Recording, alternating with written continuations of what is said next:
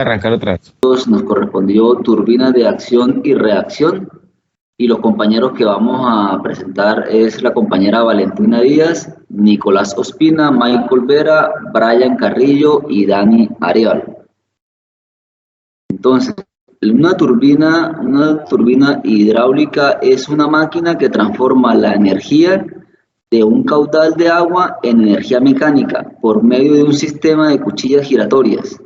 Esta energía mecánica se puede utilizar para alimentar otra máquina o un generador eléctrico. Una turbina simple consta de un solo rotor con álabes que proporciona intercambio de energía con el flujo. Los álabes del rodete desvían el flujo de corriente para transformar la energía cinética y energía de presión o para intercambiar cantidades de movimiento de fluido con un momento de fuerza en el eje.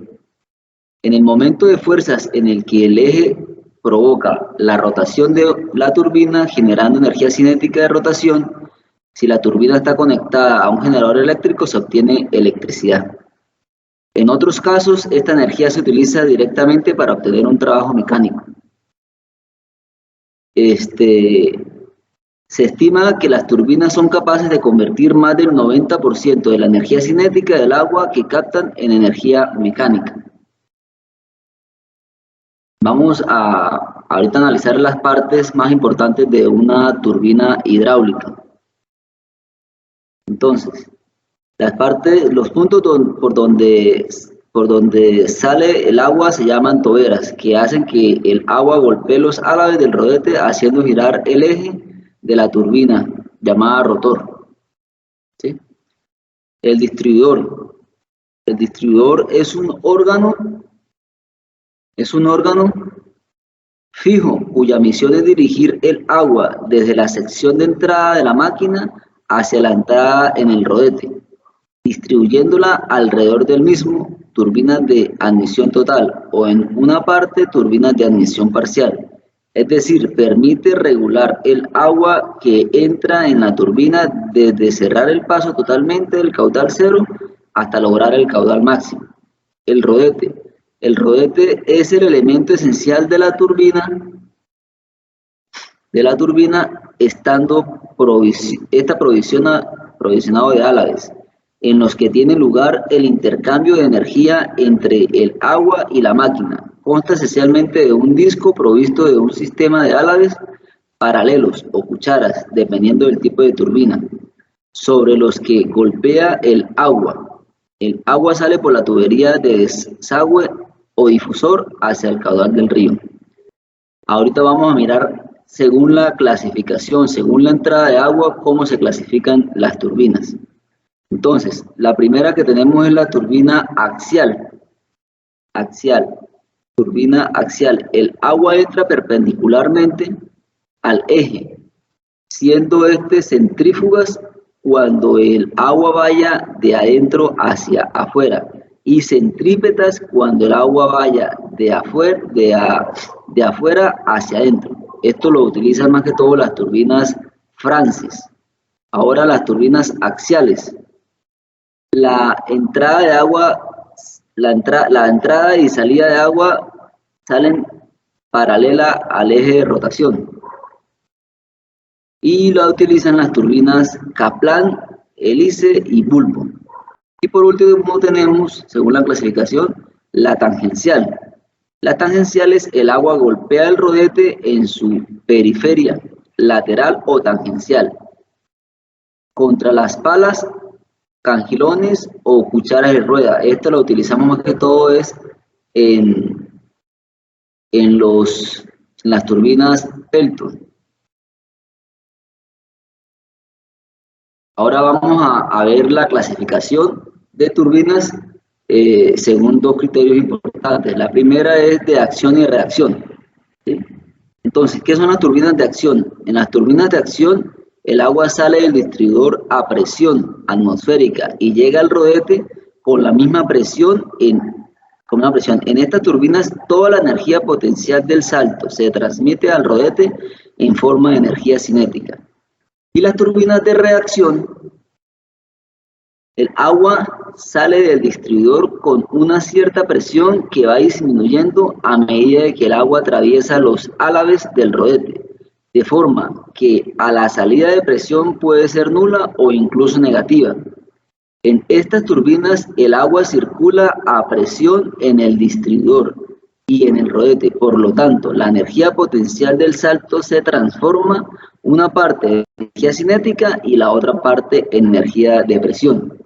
Y el segundo es el grado de reactividad, ¿sí? Que este grado se mueve el eje dependiendo de la turbina de agua, la presión de agua que existe. Listo, compañero, ya continúa el compañero Dani.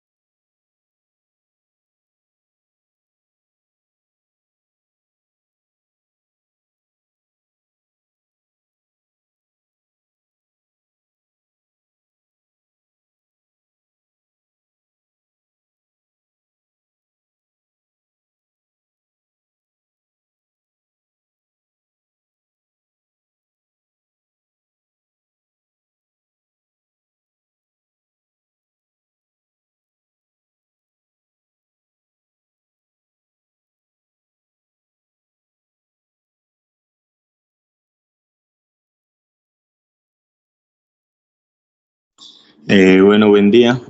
Mi nombre es Daniel Arealo y voy a hablar sobre el origen de la turbina. Entonces, no se sabe con exactitud quién, dónde o hace cuánto tiempo se aprovechó por primera vez la fuerza de energía que posee una corriente de agua, aunque parece y se cree que probablemente la inspiración haya venido de otro uso más antiguo del agua, que es la irrigación. Eran empleados diversos medios en los tiempos antiguos para elevar el agua de los ríos a una altura mayor que la de sus márgenes, de donde correría por los canales y zanjas a los campos. Uno de estos era la rueda persa o saquía, que es una rueda grande montada en un eje horizontal con cucharas en su periferia. Estas ruedas pueden verse todavía trabajando en Egipto, acopladas a engranes y movidas por un búfalo, burro o un camello. Entonces se piensa que las personas empezaron a notar que cuando se desenganchaba la bestia, la corriente tendía a hacer girar la rueda en dirección opuesta, concibiendo así la idea revolucionaria de que la corriente de agua tiene energía y por lo tanto podría hacer trabajo. De todas maneras, las ruedas hidráulicas primitivas no eran diferentes de la saquía y se conectaban con un mecanismo semejante a una piedra de molino. Siguiente exposición.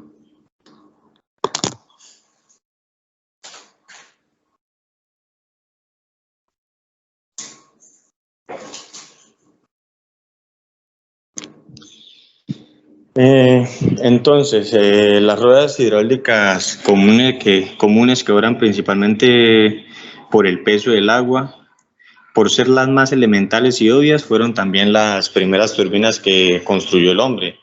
Las primeras ruedas hidráulicas se construyeron posiblemente en Asia, China y la India hace unos 2200 años. De Asia pasaron a Egipto y desde allí a Europa, hace unos 600 años después que en Asia. O sea, 600 años luego de que se hizo en Asia y en América. Leonardo da Vinci, Galilei y Descartes, entre otros, realizaron estudios teóricos y matemáticos sobre las ruedas hidráulicas. También cabe mencionar al francés Parent, es un físico y matemático de París y miembro de la Real Academia de Ciencias, que estudió por primera vez el funcionamiento de las ruedas hidráulicas y genialmente pruebe que existe una relación óptima entre la velocidad de la rueda y la velocidad de la corriente de agua. Siguiente diapositiva.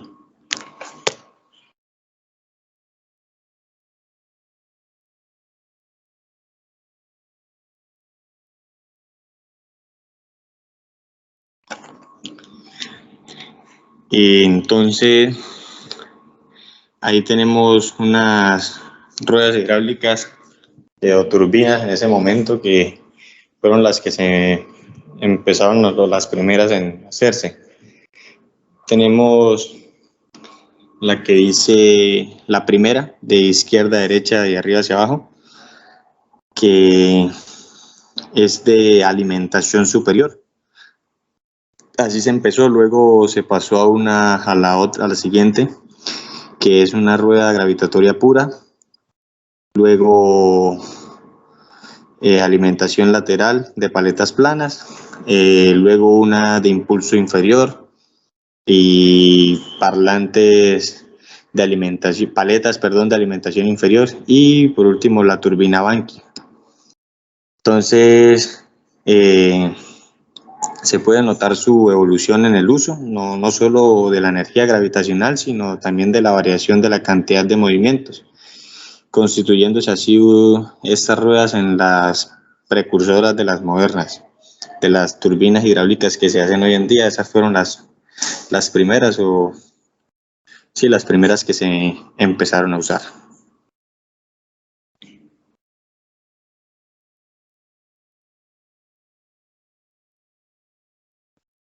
Y les voy a hablar de unas turbinas de acción y reacción y cómo funciona. Entonces, vamos a empezar con la turbina de acción, que es como la que estamos viendo en esta imagen. Esta nos dice que pues son las que el fluido de trabajo no van a sufrir un cambio de presión importante a su paso pues a través del rodete. Aquí pues el agua mueve la turbina por el golpe directo sobre los álabes del rodete. En este caso pues interesa que tengamos una gran altura de caída del agua para que este pues vaya golpeando lo más fuerte posible. Lo que nos dice técnicamente que la incidencia del agua y el sentido del giro del rodete pues coinciden en el punto en el que produce el choque del agua sobre los álabes. Pues toda la energía cinética con la que llega el agua a la turbina va a ser utilizada para darle el giro a este. La energía de presión que el agua posee a su entrada, al ser dirigida al rodete directamente, se convierte totalmente en energía cinética, ¿sí? Lo que es el movimiento en dicho rodete. La presión pues del agua a la entrada y a la salida es la misma. Y pues en este caso, en las turbinas de acción, las más usadas son pues las turbinas Pelton, que las van a explicar más adelante los compañeros. En las turbinas de reacción, estas en las que el fluido de trabajo, ellas sí van a sufrir un cambio de presión importante en su paso a través del rodete, ya que pues las turbinas de acción se accionan pues a través de la presión que el líquido ejerce sobre los álabes. Este tipo pues de turbinas es el que el rotor pues aprovecha la presión con la que el agua sale de los álabes. Esto hace que el agua al salir del rotor tenga una presión por debajo de la atmósfera. La turbina de reacción es como la estamos mirando aquí en esta imagen. Lo que nos dice es que el agua pues mueve el rodete no por el golpe directo, sino por la reacción que provoca pues a la salida sobre el rodete, pues como se pueden mirar aquí en la figura. Por un lado entra y también sale por acá. Pues en este caso lo que interesa es que se tenga un gran caudal de agua que empuje el agua que entra pues a las tuberías para que salga con mucha fuerza, ¿sí? Con una gran presión y pues se mueva con mucha más fuerza el rodete. La altura a la que cae el agua aquí pues no es muy importante porque no golpea directamente los álabes. Aquí lo que interesa es que tengamos demasiado caudal de agua pues empujando. El sentido de giro del rodete pues aquí no coincide con la dirección de entrada y de la salida como lo miramos en el anterior. Estas turbinas pues utilizan energía cinética y de presión pues para mover el rodete y la presión del agua a la salida es inferior a la de entrada. Pues antes de que llegue el agua al rodete, parte de la energía cinética de presión que trae el agua a su caída pues se va a transformar en energía cinética en el distribuidor, haciendo que gire alrededor de él. El distribuidor pues en este caso rodea todo, valga la redundancia como ya lo dije, pues el rodete, llegando pues el agua por la totalidad a la periferia de este. También pues aquí el agua pues a la salida del rodete tampoco sale pues a la atmósfera, ¿no? Como ya le dije, sino que pues penetra un tubo llamado tubo difusor o también tubo de aspiración, generándose pues una presión, ¿no? Como una absorción cuya misión fundamental es aumentar la energía hidráulica absorbida por pues el rodete, como ya lo había explicado. El tubo pues difusor pues va a desembocar en el canal de desagüe que devuelve pues el agua al cauce. El tubo pues difusor, para clasificar ya una turbina dentro de una categoría que requiere calcular el grado de reacción de la misma, las turbinas de acción, las que expliqué en esta parte, aprovechan pues únicamente la velocidad de flujo de agua, mientras que las de reacción, que son estas,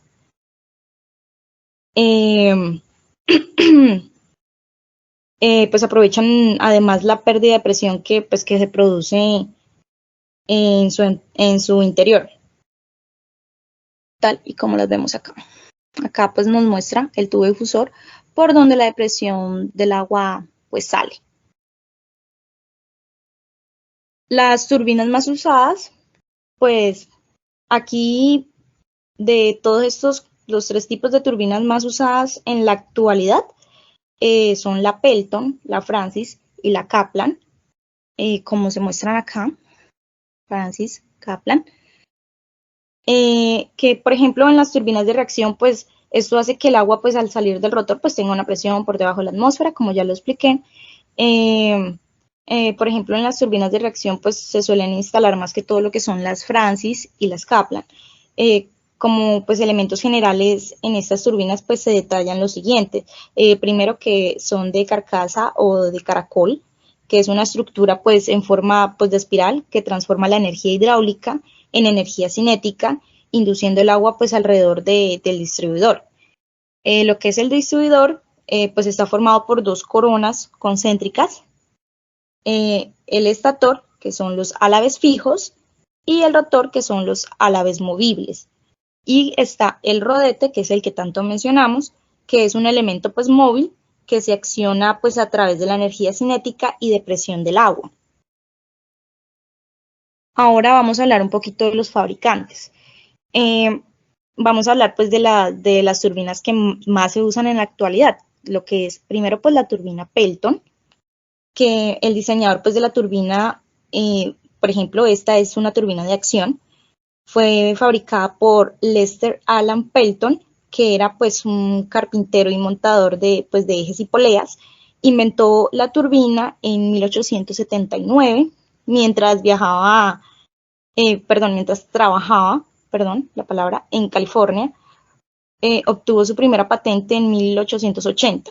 Existen turbinas Pelton de todos los tamaños. Hay turbinas pues de varias toneladas montadas en vertical sobre cojinetes hidráulicos en las centrales hidroeléctricas. Hay en las grandes instalaciones hidroeléctricas, y pues el diseño que se realiza a medida determinando, en el primer lugar, pues el par admisible, volumen, caudal, nominal de presión máxima, pues para adaptar su funcionamiento al entorno de la instalación, y a un generador pues normalmente estándar. Asimismo, pues la potencia se regula a través de los inyectores, que aumentan o van a disminuir el caudal del agua. En las paradas de emergencia, pues emplea lo que es un deflector que dirige el chorro directamente al desagüe. Así pues se evita que la turbina se acelere demasiado. Y pues esto también permite un cierre lento de los inyectores sin golpes pues de presión en las tuberías forzadas. En la turbina Francis, esta pues fue creada por James B. Francis en el año de 1848. Se trata pues de una turbina turbomáquina motora de reacción y de flujo mixto. Estas pues son turbinas hidráulicas que se pueden diseñar pues para un amplio pues rango de saltos y caudales, siendo capaces pues de operar en rangos de desnivel que van de 2 metros hasta varios cientos de metros. Esto pues junto con una alta eficiencia pues ha hecho que este tipo de turbina sea como la más usada en el mundo ampliamente, y pues principalmente pues para la producción de energía eléctrica en centrales hidroeléctricas. Y pues las turbinas Kaplan, como pues su nombre lo dice, lo creó un austríaco llamado Victor Kaplan en el año de 1913.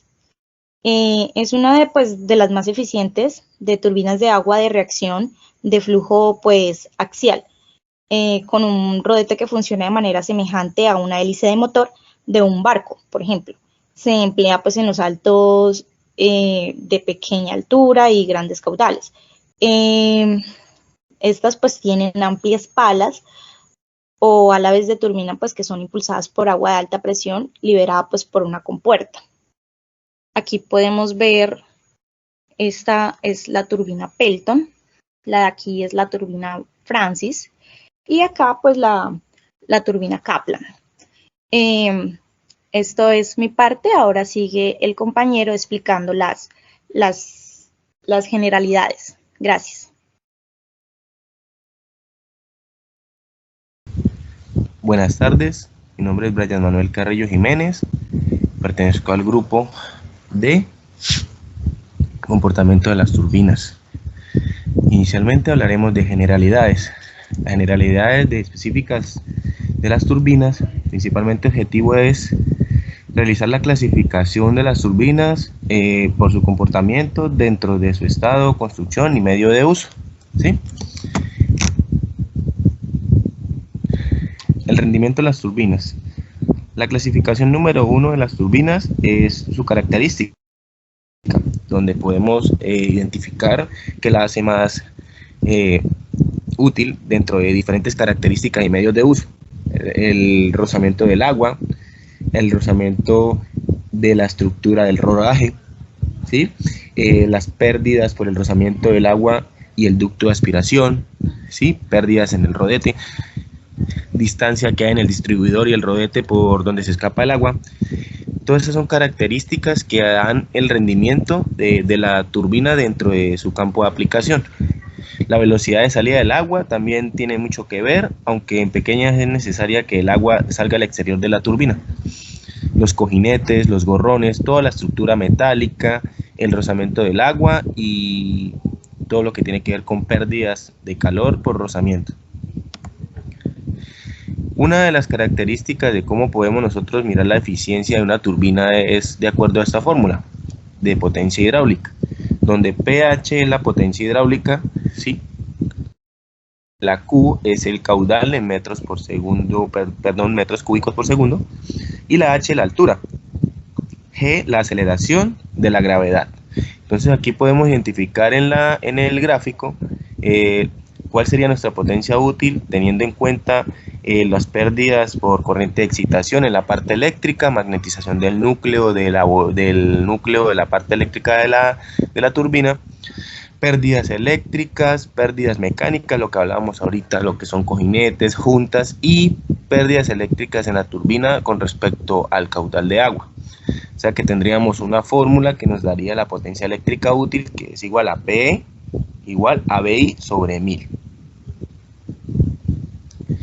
Ese es el rendimiento exponencial en una curva, que se ha modelado en una curva, de acuerdo al porcentaje de carga de la turbina, de acuerdo al porcentaje de carga del aspa, de la estructura metálica. Dependiendo del tipo de aspa que tenga, tiene una curva diferencial en el rendimiento de la turbina donde se va a dar su aplicación. El campo de aplicación de la turbina tiene mucho que ver con sus pérdidas, es decir, debemos saber elegir una turbina correcta de acuerdo al modelo, dependiendo de la altura del agua. En este caso podemos ver en esta gráfica el modelaje del tipo de turbina de acuerdo al salto del agua, por velocidad y por determinado medio de uso. Hay turbinas que podemos utilizar en un salto de agua frecuente, como hay turbinas que podemos utilizar donde la corriente es menor, el salto de agua es menor, pero la turbina nos va a dar una eficiencia muy útil. Muchas gracias. Voy a hablar sobre las fórmulas y los cálculos de las turbinas hidráulicas con base al rendimiento y la potencia, y pues definiré qué es el término de altura bruta, teniendo en cuenta pues altura bruta y neta, teniendo en cuenta pues de que estos parámetros son los parámetros pues generales de este tipo de turbinas. Cabe aclarar de que existen más parámetros, pero pues depende de cada tipo de turbina y pues ya hace parte de otro grupo. Aquí podemos ver el esquema en donde pues tenemos un sistema con una turbina. Entonces aquí es donde podemos definir el término de altura bruta, que es la energía total que existe desde la cámara de carga hasta la cámara pues de descarga. Entonces el término de altura bruta es la energía que existe pues digamos en esta sección del sistema. Pasamos a las fórmulas. Pues para esto se realiza o se analiza por medio de la conservación de la energía con la ayuda de la ecuación de Bernoulli, en donde podemos ver que la energía en el punto B, que sería todo este fragmento de la fórmula, menos las pérdidas que genera la turbina es igual a la energía en el punto S, que sería esto, más la sumatoria de todas las pérdidas que hayan entre el punto S y el punto B. Aquí podemos pues ver el punto B es acá y el punto S pues ya es el punto final, que sería la cámara de descarga, y el punto B sería la cámara de carga. Para hallar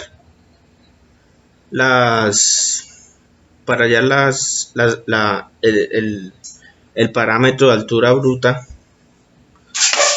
que ya habíamos dicho que es la energía total disponible, entonces tenemos esta fórmula en donde altura bruta es igual a la energía de entrada más la sumatoria de